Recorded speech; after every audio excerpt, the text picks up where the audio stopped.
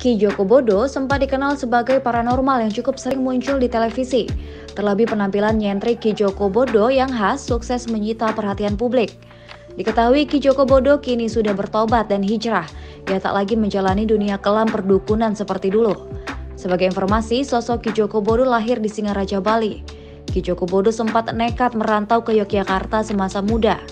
Di masa mudanya, Ki Joko Bodo juga mengaku pernah menjadi aktivis sewaktu kuliah.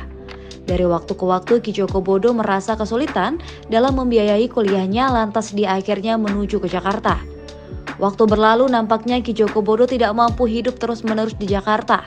Dan akhirnya Ki Joko Bodo kembali ke Yogyakarta dan dia ikut mencalonkan dirinya menjadi lurah atau kepala desa. Dalam proses menjadi kepala desa ternyata tidak mudah yang seperti dia bayangkan. Dan Ki Joko Bodo mengikuti seleksi tahap demi tahap untuk menjadi kepala desa. Namun Ki Joko Bodo tidak lolos dalam seleksi tersebut. Ki Joko Bodo kini telah berhijrah usai mendapatkan hidayah di Tanah Suci. Ia pun mengubah penampilannya secara drastis hingga dirinya menjadi sulit dikenali. Penampilannya kini bersih dari rambut gondrong dan kumis serta janggut. Dirinya pun mengaku alih pekerjaan menjadi pemandu perjalanan wisata rohani demi menafkahi diri dan keluarganya.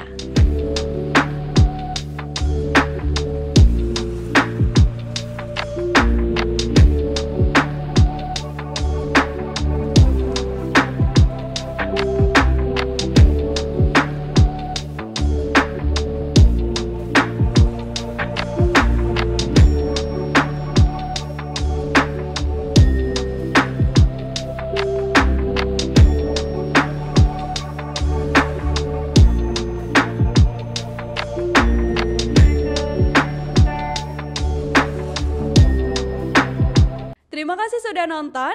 Jangan lupa like, subscribe, dan share ya.